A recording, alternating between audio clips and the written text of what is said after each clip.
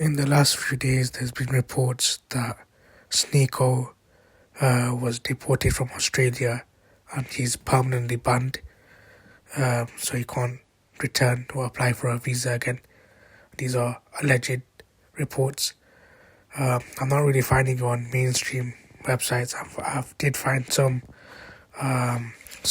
information and articles on Times of the Jerusalem Post and the Times of India, which I'm not going to say is it mainstream, is it not, but I'm not going to bother looking into it because many articles that I've read from these type of websites, they are very biased in terms of their agenda, which often tends to be very anti-Islam, anti-Muslim, anti-Palestine. So I'm not looking into those, but it seems to be regarding what he said recently and in the past, and people are saying allegedly, quote unquote, that he said anti-Semitic things and racist things, and he was misogynistic and stuff like this, all alleged. But one thing I would say, he has spoken about Palestine, and often when you're pro-Palestine, many people label you anti-Semitic, so I would take that label with a pinch of salt. I don't know what he specifically said or didn't say. If he was actually anti-Semitic, then fair enough, you can call it anti-Semitic and he shouldn't be saying it. But I wouldn't be surprised if he wasn't anti-Semitic at all.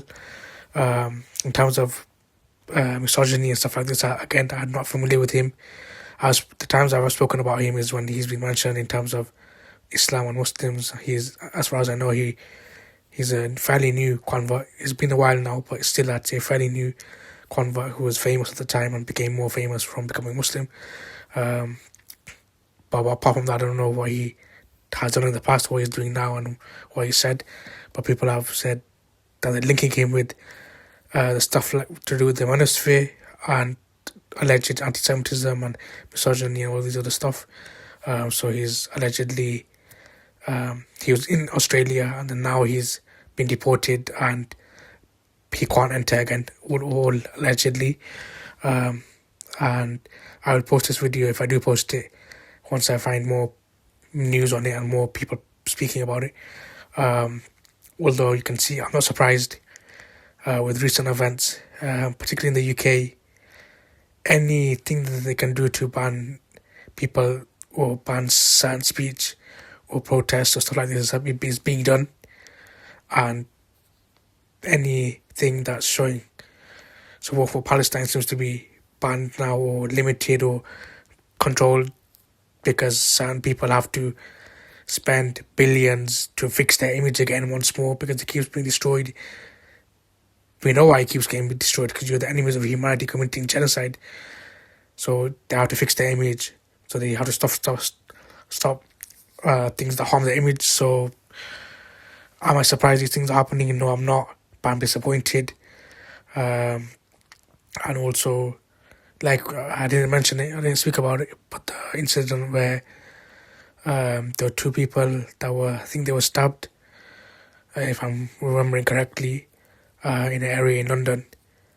But then they didn't mention that there's another person that was stabbed, I believe, on the same day by that same person who was a Muslim. All of a sudden, why do you have to hide that? Also, that proves that it wasn't necessarily targeting Jewish people. It was that person stabbed Jewish people and a Muslim. But they, of course, they're not going to highlight that. And then also, a former synagogue was attacked or whatever happened to it. But it's not been a synagogue for a very long time, or at least a little while, as far as I'm aware. So, why do you have to say former synagogue when, Muslims have taken control of that place? They bought it or they've signed an agreement to buy it or whatever. And so, of course, they have to do all of these things because they're going in a certain direction and it's not working. And it's not working when they have to keep throwing money at it. More tens of millions, if not billions, to fix the image. It's not fixing it at all. And people who are strong Zionists are now even backing away.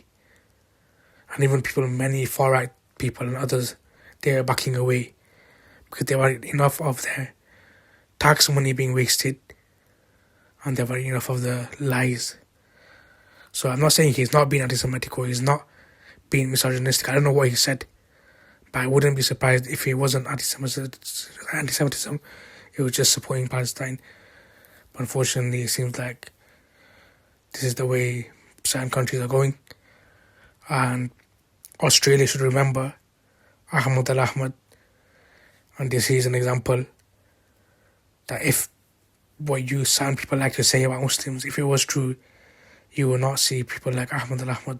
And that also ruined their plan and their image as they're trying to portray Muslims.